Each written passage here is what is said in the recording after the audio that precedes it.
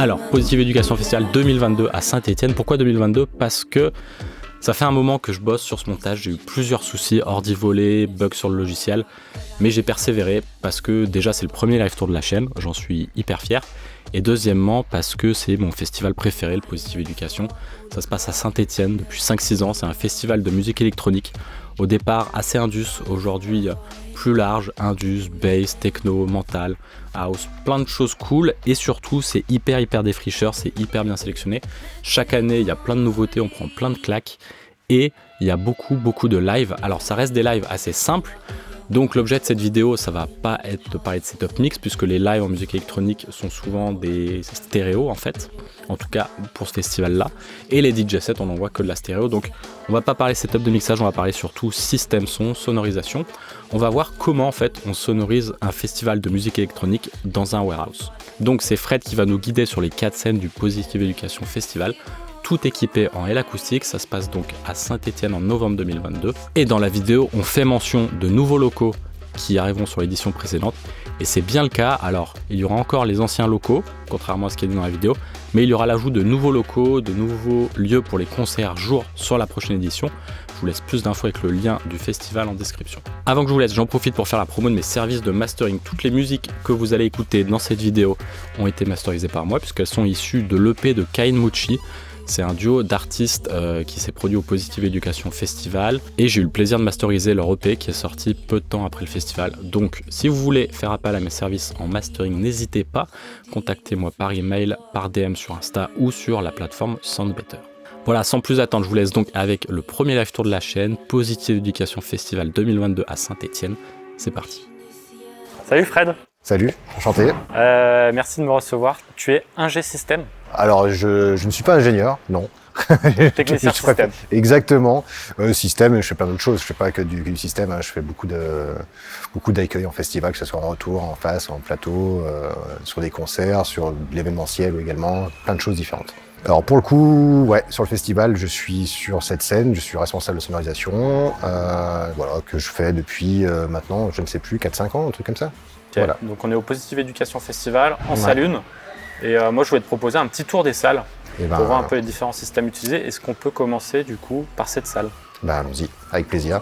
Alors commençons par la console. Alors console, console très connue de mes confrères. C'est une CL5 chez Yamaha, voilà, console très pratique qui marche très bien. Voilà, certains diront que ça ne sonne pas forcément comme des vieilles consoles de l'époque, mais en tout cas c'est un super outil avec plein de petits jouets à l'intérieur qui sont quand même super pratiques, que ce soit pour ce genre de configuration de DJ set ou de live.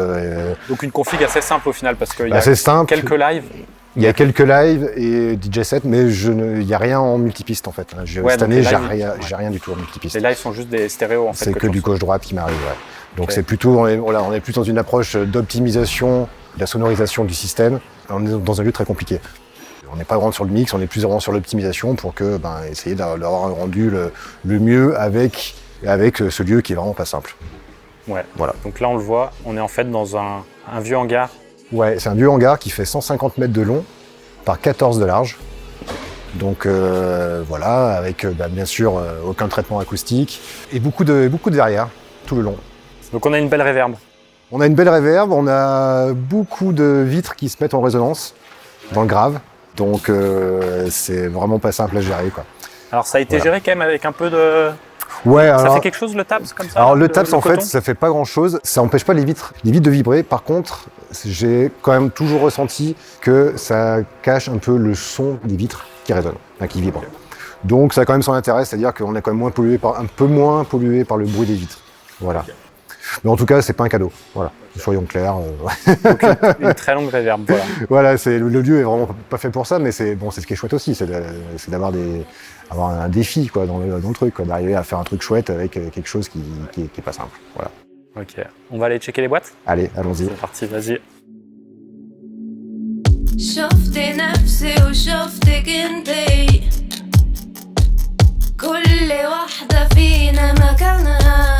Donc système L acoustique Cara, bien connu également. 9 boîtes par côté, une ligne de sub en KS28 cette année. D'habitude, on était avec des SB28, là on est en KS28. Alors c'est quoi la différence? C'est simplement une question de génération de sub et voilà, je pense qu'en termes de puissance et de rendu, on sera vachement mieux comme ça en plus. Okay. Ça tombe très bien. C'est pas un choix de ma part, hein, c'est le matériel que j'ai eu pour faire ça. Voilà, une petite carte 115 pour déboucher devant, mais qui ne sert pas vraiment, qui sert vraiment à rétablir la courbe de réponse fréquentielle. Parce que le grave devant est forcément, les subs n'étant pas accrochés, on a quand même un grave très très puissant devant pour les premiers rangs. Donc voilà, c'est des petites 115 sur les côtés sont vraiment juste là pour essayer de ramener un peu de relever un peu la courbe des fréquences, avoir un truc un peu plus homogène sur toutes les fréquences. Voilà. Pas de cardio sur les subs? Si, alors ça c'est pareil, je tente le cardio cette année, j'ai 2 subs en cardio. Alors on le voit, c'est celui-là? C'est ça, voilà. Ok. Alors qu'est-ce que ça t'amène sur une config comme ça, le cardio? Le cardio, c'est simplement qu'on a du mix vinyle et que, d'une manière générale, pour le confort des artistes, et puis même la salle est vraiment réverbérante, plus on réduit le son long arrière du système, c'est toujours ça le prix et qui sera moins polluant pour le reste. Voilà. Okay. Donc l'idée est là. Voilà, ça c'est une nouveauté cette année que je fais, donc je vais pouvoir voir ce que ça donne ou pas. Effectivement, si j'avais eu un système full cardio comme DNB le fait, je pense que dans ce genre de lieu, ça serait bien. Alors précise, qu'est-ce que DNB aurait à te proposer? Le DNB avec leur nouveau système, avec le KLCL, le GSL ou encore ils en ont ressorti un nouveau, je crois bien, il n'y a pas très longtemps, qui ont déjà des subs cardio qui font depuis longtemps et des têtes line. C'est-à-dire ils arrivent à faire dans une boîte la cardiologicité. Ouais. Okay. Ouais, ils font dans la boîte le cardio, c'est-à-dire qu'ils rajoutent des haut-parleurs en fait sur les côtés des enceintes. Hein. Je crois que Nexo l'avait déjà fait il y a très longtemps, ou je sais plus, c'est pas nouveau comme truc, mais voilà. Mais par contre ça marche du feu de Dieu. Clairement, c'est un truc incroyable, ça marche vraiment. Donc effectivement, il y a des outils comme ça qui pourraient être super. Après, on fait avec ce qu'on a encore une fois et le challenge. Non, voilà. Et encore une fois, ça fait partie. Si tout était cuit d'avance, ça serait pas drôle. Donc voilà, ça fait partie du challenge. Mais c'est cool. Chaque année, ça se passe bien comme ça. Donc il n'y a pas raison que ça marche pas. Voilà. On est sur le matériel de Maxen, c'est ça? On est sur le matériel de Maxen qui suit le festival depuis le début. Voilà. Qui suit et qui soutient le festival depuis le début, hein, parce qu'on n'est pas sur un festival avec des finances de dingue, donc voilà, c'est un prestataire qui est là et qui soutient, donc il faut le dire. Il faut le dire, c'est bien. Voilà. On continue sur les autres salles? Allez, c'est parti.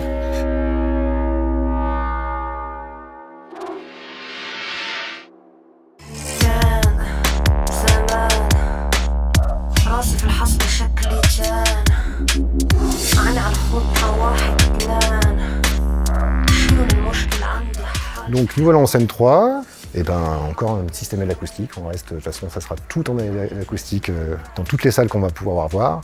Là on est sur de l'arc avec du SB28, donc là on voit bien qu'on est quand même dans un lieu où on n'a pas de point d'accroche, on n'a rien, c'est vraiment très très compliqué quoi.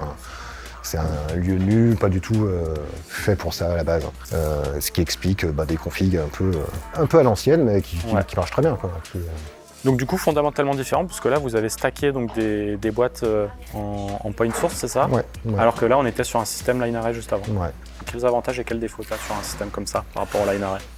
Par rapport au line array, c'est simplement qu'on va avoir une dispersion sonore qui sera moins égalitaire.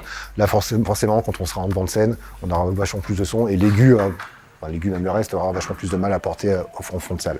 Ça, on le sait. Le line array a l'avantage de proposer une technique qui permet d'envoyer du son de partout de manière homogène, plus ou moins homogène, mais en tout cas le but est là et ça marche. Là forcément, quand on sera quelqu'un qui danse devant, quelqu'un qui danse au fond, clairement on n'aura vraiment pas le même son. Et donc là, qu'est-ce qu'on a comme boîte de chez l'acoustique? Alors là, on a 3 boîtes d'arc par côté et 2 SB28 par côté également. Voilà. Autre chose à rajouter sur cette scène? Non, elle est très belle.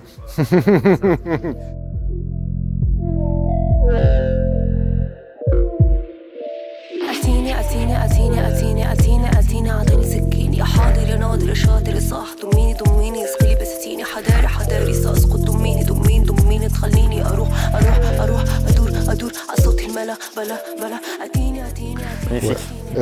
Ici, nous sommes donc sur un système, comme sur mes scènes à moi, on est sur du Cara. Par contre, il n'y a que 6 boîtes par côté et on a 4 SB28 en tout. Voilà, donc je pense que c'est une QL5. en console aussi. Donc on reste vraiment toujours un peu dans le même esprit hein, sur toutes ces scènes-là, quoi. On a un problème de hauteur hein, qui est, comme tu peux voir dans toutes les salles, hein, de toute façon, c'est qu'on ne peut pas aller très très haut. Moi je sais que sur ma scène, si j'avais pu mettre le système 1 mètre plus haut, ça aurait été bien. On ne peut pas aller au-delà des murs. Donc encore une fois, ça fait partie des paramètres avec lesquels il faut faire et ça fait partie du challenge, quoi. Voilà. Pas de cardio ici?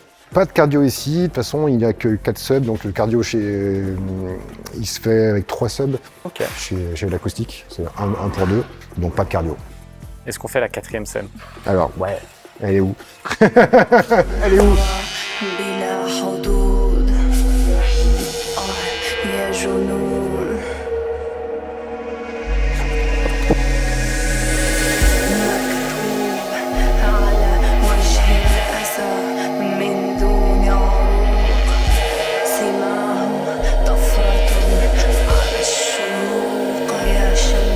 Donc voilà, et on se retrouve dans la même configuration que la scène précédente, simplement avec un peu plus de subs. Je crois que c'est une demande particulière d'un artiste. Entendu aussi. Voilà. Il y a une demande particulière pour ça. Donc voilà, ça reste très, très simple et efficace, quoi. On est monté sur des pieds aussi, ce qui est jamais extraordinaire, mais... Donc sur l'autre scène, on était sur des structures en métal. Ouais. Et là, on est vraiment sur des pieds de levage. Nous, on arrive après tout ce qui est SNO, on fait avec ce qu'on nous donne en fait. C'est-à-dire si la SNO nous dit il y a un échafaudage, mettez-vous dessus, on se met dessus. Si la SNO nous dit il n'y a rien, on fait un truc hyper nu, il n'y a rien du tout, on est obligé de mettre des pieds.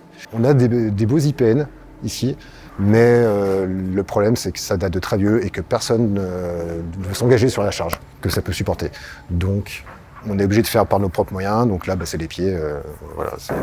Mais voilà, c'est toujours pareil, c'est toujours le même truc, c'est-à-dire que nous on arrive toujours en dernier sur les chantiers, c'est-à-dire qu'on fait avec le matériel qui nous est donné, dans les conditions qui nous sont données, et il faut faire le mieux avec.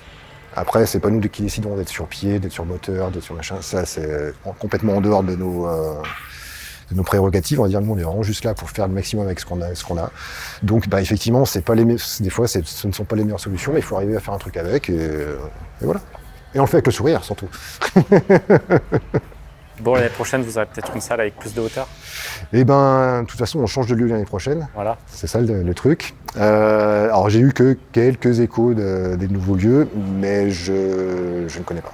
Ok, on n'aura pas l'exclusivité alors. Non, même si je voulais, je pourrais pas t'indiquer quoi que ce soit. Non, mais en tout cas c'est chouette. En dehors des aspects techniques, c'est chouette pour le festival, je pense, de changer de lieu, même si celui-ci est vraiment génial. Voilà, je pense qu'au bout de 4 ans, 5 ans, c'est aussi bien pour le public, pour tout le monde, de repartir dans une nouvelle aventure, quoi.